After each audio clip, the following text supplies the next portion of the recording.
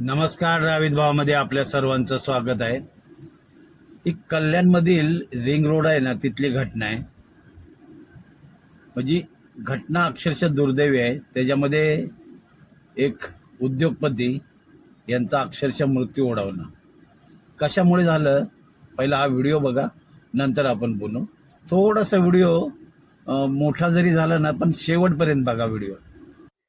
Khadakpada police Thane हद्दीमध्ये दिनांक 24 रोजी Saxena hall new Vadoli रोडवर सायंकाळी 8च्या सुमारास एक सायकल स्वार होता. त्याचे नाव श्रीनिवास तांदळे होते. ते सायकलवर एक्सरसाइज करत असताना एक विधी संघर्षित बालकाने त्याच्या ताब्यातील कार भरधाव वेगाने चालवून त्या गाडीला धडक दिला व त्याचा मृत्यूस कारणीभूत झाला म्हणून गुन्हा दाखल आहे. त्या विधी संघर्षित बालकाचे वय 16 वर्ष 8 महिने आहे. तो खडकपाडा पोलिसांच्या हद्दीमध्येच राहतो, वसंत व्हॅलीच्या इथे. त्याला काल आम्ही बाल न्यायालयाकडे पाठवलेलं आहे. जे जखमी होते ते मयत झालेले आहे व अपघातामधील जी कार होती ते जप्त केलेली आहे. अशा घटना वारंवार का होतात माहिती आहे का होतात, मला विचार करा. आता बहुतेक लोकांकडे ना पूर्वी 2 चाकी असायच्या, पण आता 4 चाकी आल्या त्या. पूर्वी ज्यांच्याकडे सायकल होत्या ना त्यांच्याकडे 2 चाकी आल्या त्या. ज्यांच्याकडे 2 चाकी होते त्यांच्याकडे आता 4 चाकी आल्या त्या.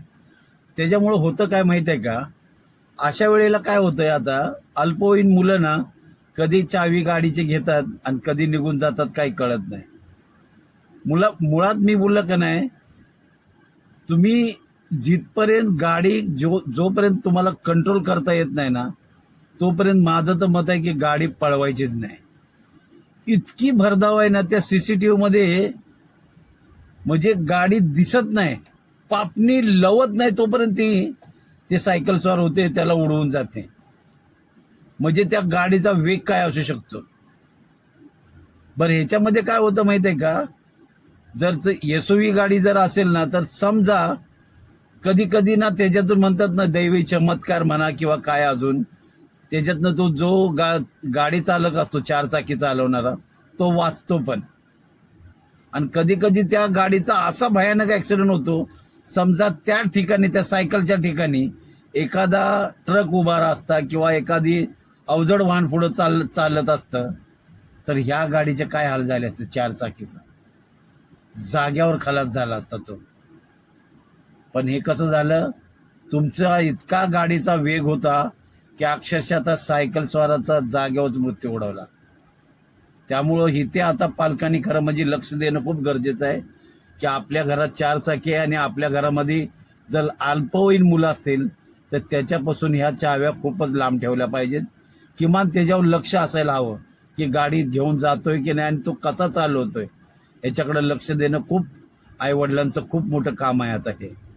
कारण आता ह्या घटना वारंवार व्हायला लागलेत आणि हिट अँड रन मध्ये काय होतं, काही दिवसाची सजा झाल्यानंतर ती बेल मिळते. तुम्हाला काय वाटतं ह्या व्हिडिओबद्दल नक्की कमेंटमध्ये सांगा.